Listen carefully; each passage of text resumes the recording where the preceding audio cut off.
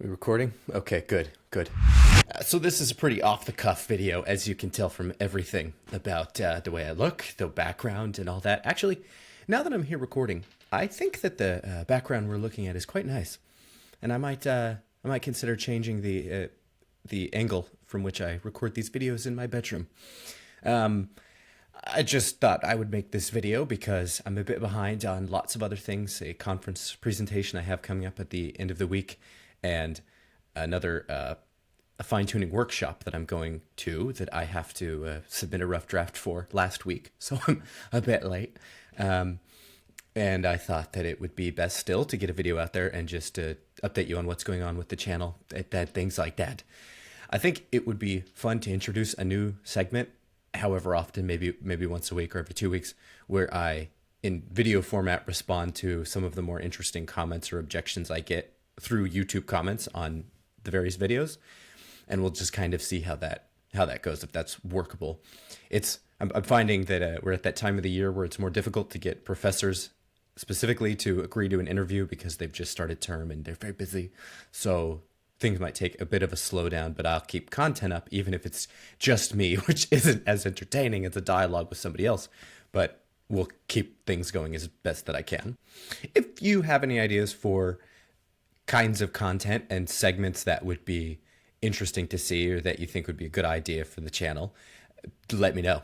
We're in that construction stage where I'm very much open to suggestions. I have a YouTube comment that I left asking for suggested interviewees. Feel free to comment on that or leave a comment here about people you think that I should talk with if they're willing to come on the channel. The unfortunate thing is that I'm still a small channel, so it doesn't offer much of a publicity boon. That's a hard phrase to say. Publicity boon to people if they come on the channel. It's more just they get to talk to me. So hopefully that's enough for now. I have Tim Maudlin. He'll be coming up. So to give you an overview of the events coming up, Tim Maudlin has agreed to a discussion, so that should be cool. I'm really looking forward to that one. Peter Milliken, he's a philosophy professor at Oxford, and an atheist. So I think we'll have a really engaging conversation. And then I'm contacting various other people, but we'll keep that under wraps until they've agreed. And yeah, so things are going well. I'm really enjoying doing this channel, engaging in these conversations. It's very, very fulfilling. I think one of the things that I didn't anticipate is that, in everyday life, I can't really have very deep conversations about the finer nuances of philosophy of religion or philosophy of science, because people just either don't have the interest or don't have the background knowledge or don't care. And so to be able to sit down with people whose expertise is these areas and just go back and forth, it's awesome. It's so cool. So I hope that comes through. Hope you're enjoying what's going on. And I'm going to keep doing it, obviously, until I start a PhD program. Knock on wood, I will have enough time to be doing this pretty frequently. But you know what? Joe Schmidt is doing just fine at Princeton, and he's still keeping up his YouTube channel, so I have no excuses. Yep, I've decided it. I like this background. I think it looks better for some reason. It's reversed. Nope, I had it right. Having this thing here, I like that. It looks good, so I'm happy with that. So very briefly and off the top of my head, I will reply to what I thought were two interesting threads of conversation that I had in the comment section on various videos. One of them, which I will have pop up here so you can see it and that person can see it, is an objection that was raised about theism as an explanation for fine-tuning. And the nutshell idea is that it's the who designed God objection. It's Richard Dawkins' contention that God or a designer is not a good explanation for fine-tuning because such a designer would have to be just as fine-tuned as the universe that he's called upon to explain.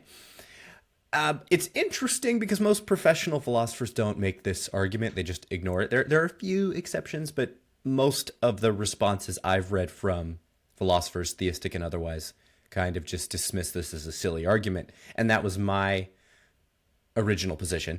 But I've recently read a forthcoming paper by Robin Collins where he uses the exact same reasoning, but to the advantage of various theistic arguments. But he accepts that basic point that if God's existence cannot be just as fine-tuned as the universe in order to explain it, or something along those lines. So I at least take it more seriously, but it's not. So there are two things that I think are wrong with this kind of objection.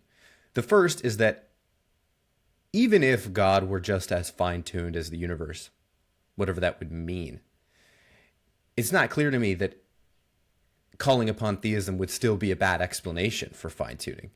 Because when we explain anything in everyday life, as in terms of a design inference, when I look at products of apparent design and infer that there was a designer, well, if the reasoning behind this objection is correct, then the designer in question, whether a human person or an ancient community or potentially an alien civilization, if I found artifacts on Pluto or something like that, I could infer alien life.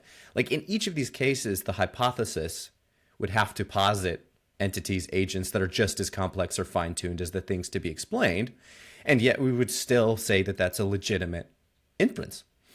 If, for example, that if a satellite lands on Pluto and discovers what are plausibly artifacts of some sort of alien civilization, like structures and houses and ancient technology of some kind, or rather, we shouldn't beg the question, but things that look like technology that have some apparent function, and things that look like buildings and houses and things like that, we would infer agency behind them, but that would be to posit some elaborate alien civilization just on the basis of this evidence. And in some sense, that would be just as fine-tuned as the things we'd found, and yet we would still make that inference.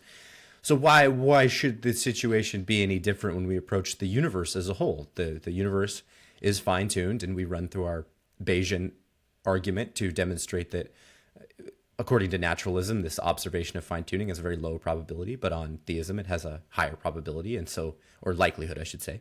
So then when we observe fine-tuning, we infer, or we would say that fine-tuning is strong evidence for theism over naturalism.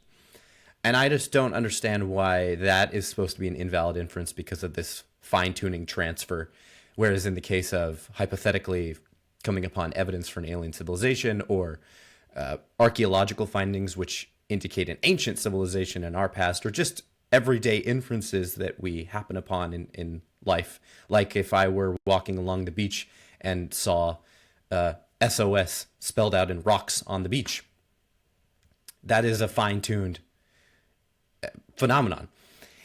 And yet, we would all infer that there is an agent that brought that about. It's a product of design, even though apparently the agent in question would have to be just as fine-tuned as the rocks. And this is the thing, if the agent wouldn't have to be just as fine-tuned, an alien civilization, an ancient civilization, some poor chap lost on an island, if he wouldn't have to be just as complex or fine-tuned as the thing to be explained, well, why then should we infer that God would have to be just as fine-tuned? What's the relevant difference? And here there was a back and forth with the commenter about who has the burden of proof, but insofar as the objector is claiming that God would have to be just as fine-tuned as the universe if he is to bring it about, a fine-tuned universe, well, then you have the burden of proof of demonstrating that. But if we have cases in ordinary everyday life where that fine-tuning transfer does not occur, then why should we think that it happens in theism's case? So that would be the first point, is that it's not obvious to me that theism would be a bad explanation, even if this fine-tuning replication occurs. But the second point is that it's also pretty clear to me that theism is posits a being which is not fine-tuned, which is a simpler entity than the thing it is called upon to explain, the fine-tuned universe. God's existence just doesn't seem fine-tuned, and I don't even understand what it means to suggest that it is. And maybe there's more literature on this objection than I'm aware of, but I don't get it, because the universe is a physical system, and we can define what fine-tuning means in this case. You hold the laws of nature constant, and you vary the constants and initial conditions that appear in those laws, and you find out that the range of possible values for these constants and initial conditions, the range of possible values is huge compared to the life permitting range, or equivalently, the life permitting range is extremely small compared to the total range of possible values. That's what fine tuning means. What is the equivalent expression of that idea in the case of God's existence? What does that even mean? The divine attributes are somehow fine tuned relative to the range of possible divine attributes? But I guess. But that will always be the case. Any concretely existing thing is going to be specific relative to other attributes it could have had, but that does nothing to show that it's fine-tuned in the same sense or degree as a fine-tuned universe.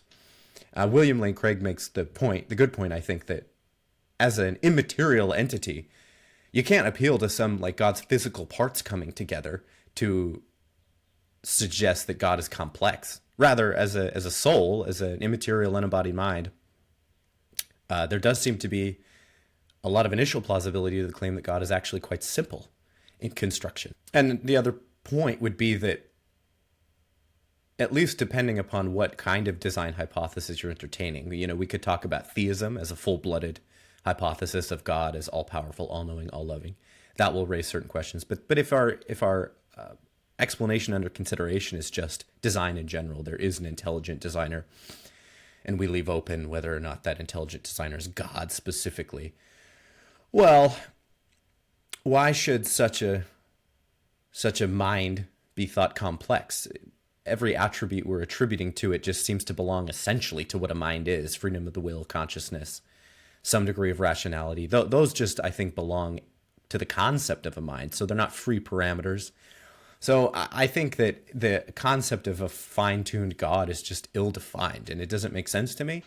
And so insofar as we require that an explanation is simpler or less fine-tuned than the thing it is called upon to explain, that condition, I think, is pretty reasonably met in the case of God or a designer. And then, again, the first point I made is that even if it's not, it still doesn't seem to me that there's a problem in this case. So there you go. That was the first one. It's just philosophy off the cuff. And the only other one I thought, well, not the only other one, but the only other one I'm going to comment on here is a nice exchange I had about the common atheist talking point that if I had been born in Saudi Arabia or Salt Lake City, Utah, my religious beliefs would have been different. I wouldn't be a Christian. I'd most likely be either a Muslim or a Mormon, respectively. And so this suggests that there is something irrational about religious belief, that it's just it is localized to where you were born in a way that, say, scientific beliefs are not. There is a common consensus of scientific opinion regardless of where a particular scientist is born. But however initially plausible that line of reasoning seems, I think it breaks down pretty quickly upon careful inspection. You could think of this as an objection to either the truth or the justification for religious belief. So let's take Christian religious belief in God's existence to give a concrete example. Well, it's obviously a fallacy to infer that because a particular person's belief in God originated in a certain way in the past, that therefore belief in God is false. That's just the genetic fallacy, trying to show that a belief is... Oh, my camera. What happened to my camera? Why did it go away? Hold on.